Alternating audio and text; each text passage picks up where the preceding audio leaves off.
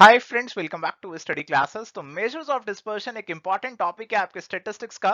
हर examination में इसके सवाल पूछे जाते हैं और आज आपके साथ डिस्कस करेंगे टॉप 5 एमसीक्यूज जो कि इस टॉपिक से आपके एग्जाम्स में पूछे जा सकते हैं। आइए फटाफट से सेशन को स्टार्ट करते हैं।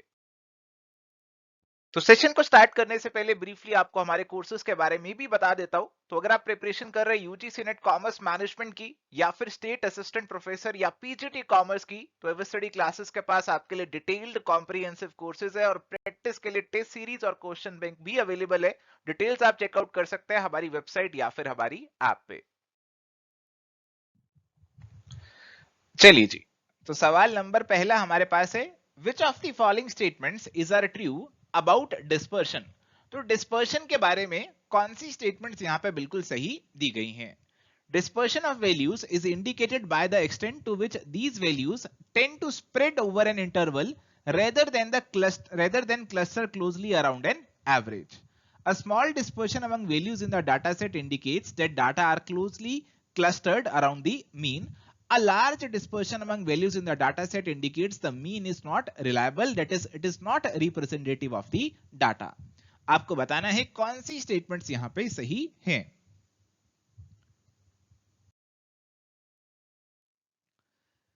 तो यहां पे जी जो डिस्पर्शन के बारे में सारी बातें बताई हैं वो बिल्कुल सही बता रखी हैं।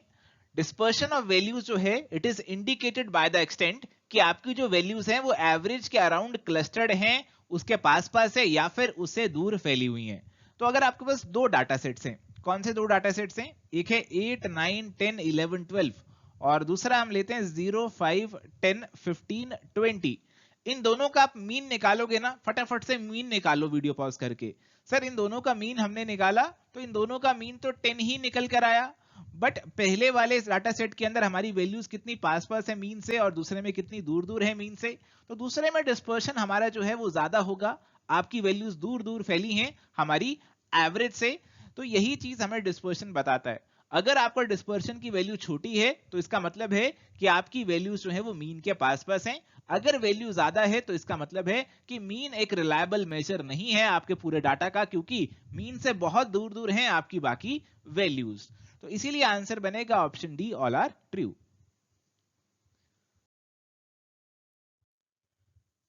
चलिए सवाल है, consider the following statements about dispersion measures and identify the correct code. Statement 1 है, the distance measures describe the spread और dispersion of values of a variable in terms of difference among values in the data set. The average deviation measures describe the average deviation for a given measure of central tendency. तो हमारे पास दो तरीके के measures हैं dispersion के, उन दोनों के बारे में यहां पे कुछ बातें बताई हैं और आपको बताना है ये बातें सही हैं या फिर नहीं हैं।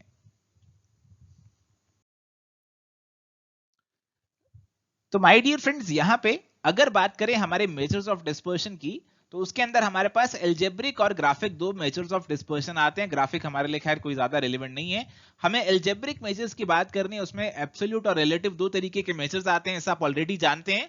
बट एक और तरीके से हम इन मेजर्स को क्लासिफाई कर सकते हैं। तो एक तरीका ये नया है क्लासिफिकेशन का, डिस्टेंस मेजर्स और एवरेज डेविएशन मेजर्स। तो डिस्टेंस मेजर्स में सिंपली हम देखने वाले हैं कि हमारी वैल्यूज कितनी दूर हैं, बेसिकली हम डिस्टेंस निकाल लेंगे। एवरेज डेविएशन के अंदर आपको कुछ एवरेजेस का सहारा लेना पड़ेगा, जैसे आप मीन डेविएशन निकालते हो, स्टैंडर्ड डेविएशन निकालते हो, तो आप एवरेजेस का सहारा लेते हो। डिस्टेंस मेजर्स के अंदर तो जैसे आपको रेंज निकालनी है, बस आप दो वैल्यूज के बीच का डिस्टेंस निकाल देते हो। तो दीज आर डिस्टेंस मेजर्स। तो बिल्कुल सही यहाँ पे बातें बता रखी हैं कि डिस्टेंस मेजर्स आपको केवल बताते हैं कि आपकी वैल्यूज आपस में कितनी दूर है, डिफरेंस क्या है आपकी वैल्यूज का। एवरेज डेविएशन मेजर्स हैं आपके, जैसे मीन और स्टैंडर्ड डेविएशन, वो आपको एवरेज डेविएशन बताते हैं for a given measure of central tendency, और इसीलिए आंसर यहां पे आपका ऑप्शन सी बनेगा। चलिए बढ़ते हैं अगले सवाल की तरफ। असर्शन दी है, as compare to other measures of variation calculation of standard deviation are difficult. Reason दिया, while calculating standard deviation more weight is given to extreme values and less to those near mean. अब आपको बताना है कि क्या ये दोनों statement सही हैं और इनकी रीजनिंग सही है या फिर नहीं है।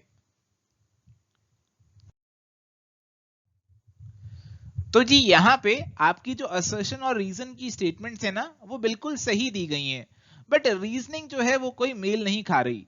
अब यहाँ पे पहली स्टेटमेंट बता रखी स्टैंडर्ड डेविएशन की कैलकुलेशन मुश्किल है, तो आप सभी जानते हैं भाई मुश्किल है स्टैंडर्ड डेविएशन निकालना। और साथ ही साथ आप देखेंगे कि एक्सट्रीम वैल्यूज को ज्यादा वेटेज दी जाती है। तो ये स्टैंडर्ड डेविएशन निकालने के लिए आप देखेंगे कि आप x माइनस एक्स बार करते हैं, फिर उसका आपको स्क्वायर करना पड़ता है। तो जितनी एक्सट्रीम वैल्यू होगी उतनी आपकी ये डेविएशन की वैल्यू ज्यादा आएगी, और अल्टीमेटली इसका स्क्वायर करेंगे तो ये वैल्यू और ज्यादा हो जाएगी। तो जैसे हमारे पास x माइनस एक्स बार की वैल्यू अगर मैं कहता हूं कि मेरे पास ये निकल कर आ रही है, ऐसा कुछ निकल कर आ रही है -6, -3, 0, 3 और 6। तो आप इसका स्क्वायर करेंगे तो ये 36, 9, 0, 9, 36। तो एक्सट्रीम वैल्यूज की वेटेज देखो कितनी ज्यादा बढ़ गई, ये 9 और 36 हो गई, 3 और 6 थी पहले, ये डबल थी, अब ये 4 टाइम्स हो गई। तो इसीलिए हमारी जो वेटेज है एक्सट्रीम वैल्यूज को ज्यादा दी जाती है स्टैंडर्ड डेविएशन के अंदर। तो रीजनिंग अभी आपकी इंडिविजुअली बिल्कुल सही है, और इसीलिए आंसर बनेगा ऑप्शन बी कि दोनों स्टेटमेंट्स आपकी सही हैं, बट रीजनिंग असर्शन को एक्सप्लेन नहीं करती है। आइए जी, तो आते हैं अगले सवाल पे, देखते हैं कि क्या इसका कोई आंसर निकाल कर बता सकता है हमें। Standard deviation of the first 100 natural numbers, क्या आप बता सकते हैं?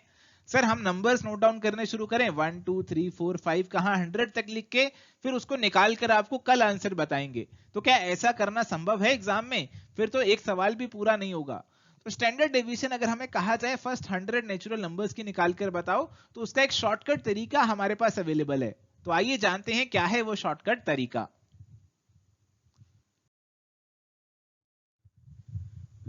तो यहां पे आप देख सकते हैं कि कैसे आप स्टैंडर्ड डिवीजन निकाल सकते हैं। वो शॉर्टकट फॉर्मूला हमारे पास है 1/12 n स्क्वायर -1 का अंडर रूट। तो अगर आपके पास फर्स्ट 100 नेचुरल नंबर्स की निकालनी है तो n की जगह 100 आ जाएगा, फर्स्ट 50 की निकालते तो n की जगह 50 आ जाता। तो यहां पे हम 100 अगर भरेंगे तो 100 का स्क्वायर -1 और यहाँ पे 1/12 और इसका अंडर रूट, तो this is basically going to come out 9999 divided by 12। इसका अंडर रूट हमारा आंसर यहाँ पे निकल कर आएगा। तो आइए इसको थोड़ा सा और सॉल्व कर लेते हैं। तो इसको हम फर्दर सॉल्व करेंगे तो 3 से एक बार तो ये कट ही रहा है, तो 3 3 3 3, और इसे फर्दर डिवाइड करेंगे तो 8 4 32, और यहाँ पे हमारे पास ये आ जाएगा 833.25। इसका अंडर रूट हमें लेना है। तो अब आंसर अपना क्या मार्क करें?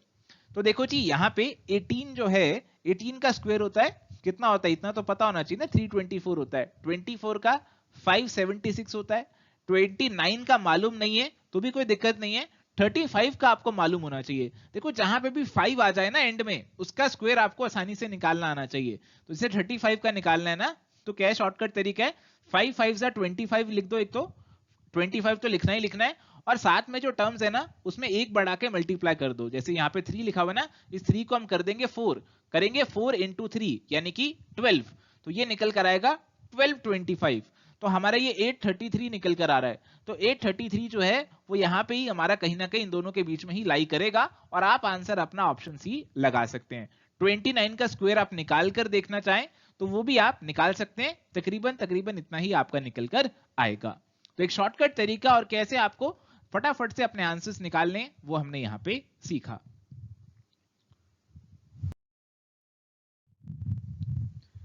आइए जी, सवाल है mean and standard deviation of a normal distribution are 60 and 5 respectively. तो मीन 60 है, स्टैंडर्ड डेविएशन 5 है, हमें निकालना है मीन डेविएशन। सर ये कैसा सवाल है, मीन और स्टैंडर्ड डेविएशन दिया उसे मीन डेविएशन निकाल कर बताओ, ऐसा क्या संभव है? आइए देखते हैं। तो माय डियर फ्रेंड्स यहां पे हमारे पास सीधा सीधा फॉर्मूला है, mean deviation is equal to 4/5 standard deviation. ये सीधा सीधा फॉर्मूला अवेलेबल है। तो यहां पे आप क्या करेंगे, 4/5 इंटू स्टैंडर्ड डेविएशन जो कि हमें ऑलरेडी दे रखा है, क्या दे रखा है, 5 दे रखा है। इसको सॉल्व करेंगे 4 आंसर निकल कर आएगा, ऑप्शन नंबर ए आंसर हमारा यहां पे बन जाएगा। तो ऐसे शॉर्टकट फॉर्मूलाज भी आपको ध्यान में रखने होंगे।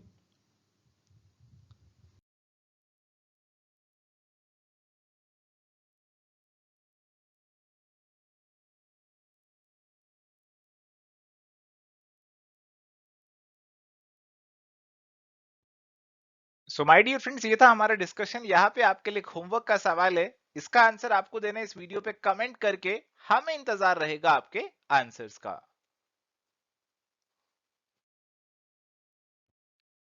तो प्यारे दोस्तों, आज के लिए इतना ही। Do like, share and subscribe. Bye, take care, all the best.